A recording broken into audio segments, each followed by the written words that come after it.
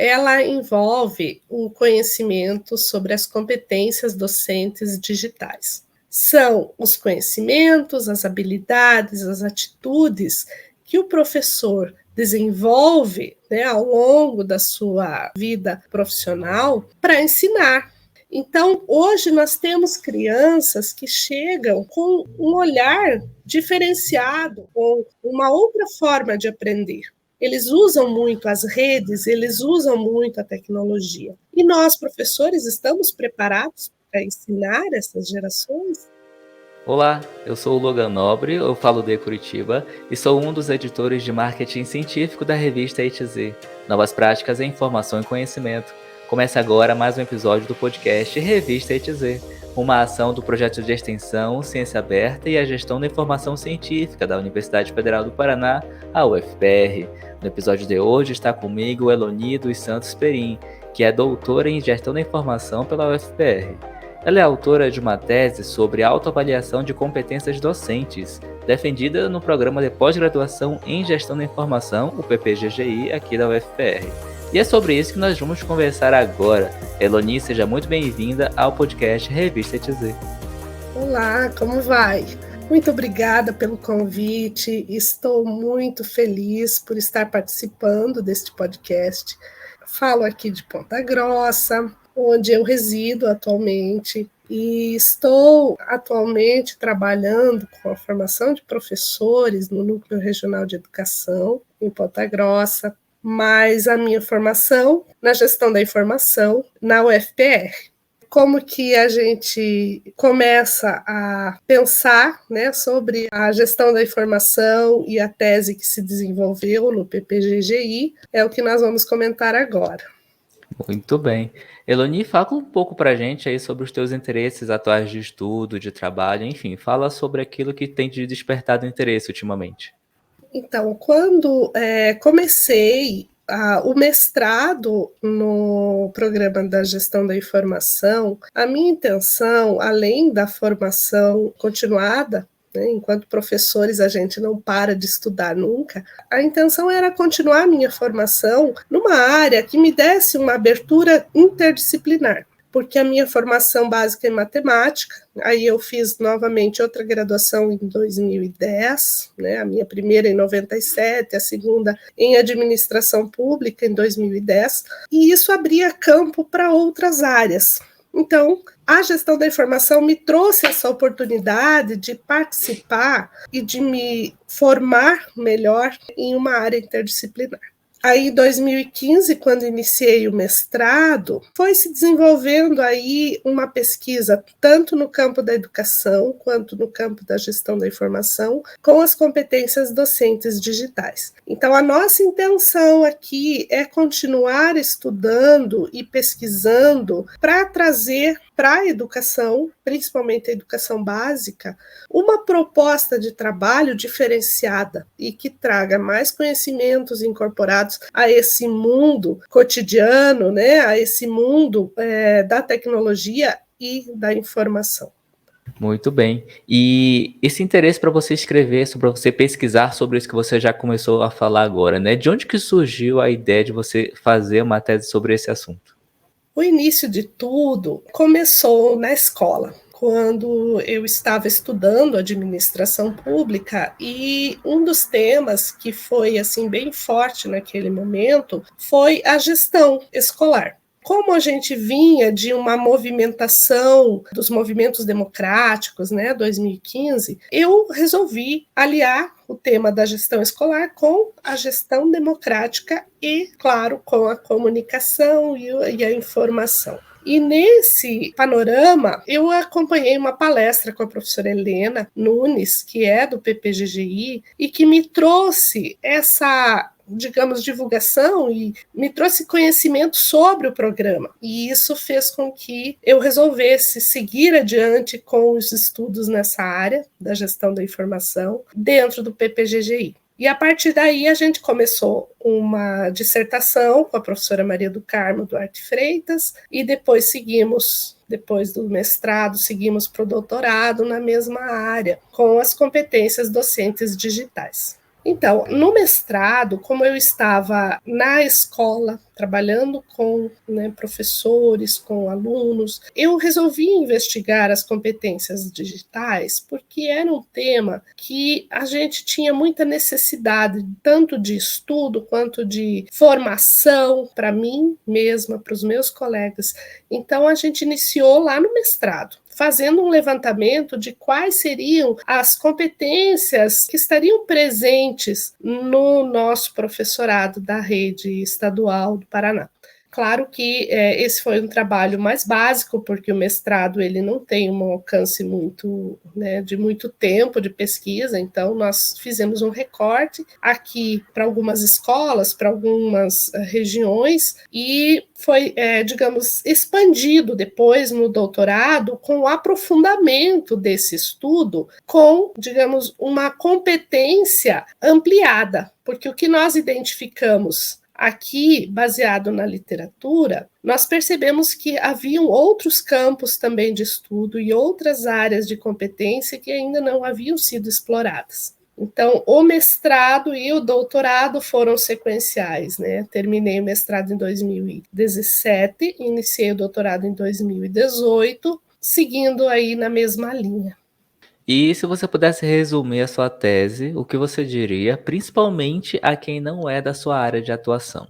A tese, ela envolve um conhecimento sobre as competências docentes digitais. São os conhecimentos, as habilidades, as atitudes que o professor desenvolve, né, ao longo da sua jornada, né, ao longo da sua vida profissional, para ensinar. Então, hoje nós temos crianças que chegam com um olhar diferenciado, com uma outra forma de aprender. Eles usam muito as redes, eles usam muito a tecnologia. E nós, professores, estamos preparados para ensinar essas gerações? Então, quando a gente estuda as competências docentes digitais, nós temos essa oportunidade de conhecer um pouquinho mais sobre como ensinar, principalmente usando a tecnologia ou ensinar nesse mundo tecnológico em que os nossos alunos vivem. Então, falar de competência docente digital envolve conhecer o que é a competência docente digital. Na pesquisa ficou muito claro que nós temos vários aspectos da competência digital e, principalmente, na tese, nós identificamos uma área que não havia ainda sido explorada em outras pesquisas anteriores, que é a competência sociocultural, que é uma área da competência digital. Além desta, que é novidade, nós temos outras 5 competências que já haviam sido identificadas lá no mestrado, que envolve a competência tecnológica, que se refere a saber usar a tecnologia, saber editar um texto, saber fazer a leitura dos dados numa planilha, por exemplo. A competência em informação, que envolve você saber buscar uma informação, organizar, selecionar, transformar uma informação em conhecimento. A competência em comunicação, que não se dissocia da competência em informação, né? As duas andam juntas, porque você só informa a partir quando você se comunica. Então, a competência em comunicação envolve saber usar as ferramentas online, você saber conhecer os programas de comunicação, saber identificar também, né, essas questões de interpessoalidade para você se expressar, você saber liderar equipes, né? Um professor é um líder, é uma pessoa que está à frente de grupos de alunos. Então, a competência tecnológica, a competência em informação, a competência em comunicação são parte da competência docente digital. Mas ainda nós chamamos de competência axiológica uma competência do professor dele querer se desenvolver, dele querer aprender, dele querer se formar continuamente. Além da axiológica, também as competências pedagógicas, claro. Né? Um professor precisa conhecer estratégias, metodologias ativas, saber também articular as tecnologias ao currículo, saber integrar isso para que o estudante compreenda, né, todo o processo e também utilize as tecnologias. Então, as 5 competências: tecnológica, de informação, comunicação, axiológica e pedagógica, são competências docentes digitais. E a competência sociocultural, o que seria? Então, quando nós trazemos a competência sociocultural para o debate, isso inclui conhecer como que a sociedade se estrutura a partir do momento que se usa a tecnologia, como que a tecnologia interfere na aprendizagem do nosso estudante, né? Então, olhar para a questão social, olhar para as questões que vão se transformando a partir desse uso da tecnologia, é o que nós chamamos de competência sociocultural. Então, essas 6 áreas de competência docente digital são questões que estão aí permeando a tese defendida em 2021. Muito bem. E falando um pouquinho aqui, resumidamente, sobre os seus objetivos e metodologia, né? O que que você alcançou, o que que você buscou alcançar nessa tese e como que você alcançou? Fala um pouquinho pra gente. Então, a gente tem como objetivo compreender o que é a competência docente digital, mas principalmente inserir nestes modelos, nos modelos que já existem, uma categoria chamada sociocultural, que é esta categoria que nós chamamos categoria, mas é uma área, né, uma grande área que envolve a questão social do professor, ele saber reconhecer-se nessa sociedade da informação. Então, o objetivo principal foi propor essa integração da categoria sociocultural ao modelo de autoavaliação de competência docente digital. Aí, o que nós fizemos? Nós trouxemos esta ideia como uma parte da competência docente digital, a ideia da competência sociocultural incorporada ao modelo, e aí nós desenvolvemos rúbricas de autoavaliação para que os professores pudessem se autoavaliarem. Então, a primeira etapa do trabalho consistiu do quê? De um levantamento, né, bibliográfico, uma revisão sistemática, onde se identificaram os modelos de avaliação de competência docente digital, e, a partir disso, nós criamos um novo modelo com a categoria sociocultural incorporada. A partir daí, os pesquisadores da área validaram esse modelo, observaram rúbricas e disseram ok, né? A gente fez alguns testes estatísticos, né? Como, por exemplo, o índice de validade de conteúdo, que é uma forma de você identificar se o que está sendo colocado ali na avaliação está de acordo com o que se queria fazer, né? Com o que se queria avaliar. E aí, depois de validado, então foi colocado este modelo com rúbricas de autoavaliação numa plataforma chamada CDD-EB, ou seja, Competência Docente Digital para a Educação Básica, e colocado nessa plataforma e disponibilizado para os professores usarem. Usarem para quê? Para se autoavaliarem. Então, consistia no quê? O professor entra na plataforma e vai respondendo perguntas, né? Por exemplo, sei digitar um texto. Então, ele tem a possibilidade de fazer uma análise daquilo que ele já sabe, daquilo que ele já conhece, e, a partir disso, poder dizer, não, eu conheço da tecnologia. O que é básico para me ensinar, o que eu preciso para ensinar, eu conheço. Ou, não, eu não conheço tudo, tem coisas que eu nunca ouvi falar. Então, eu tenho que me dedicar a estudar essas questões. Aí, o que acontece a partir disso? Nós pegamos, observamos essas autoavaliações e conseguimos identificar o perfil dos professores que se autoavaliaram. Então, a partir desse modelo criado, validado e depois testado por professores, foi possível dizer, olha, nós podemos usar este modelo para que o professor tenha parâmetros para identificar se ele realmente tem desenvolvidas as competências docentes digitais. Muito bem. E em relação à sua conclusão, né? Qual foi a conclusão que você teve com essa tese e qual é o impacto dela na sua área? Você pode falar um pouquinho para a gente sobre isso?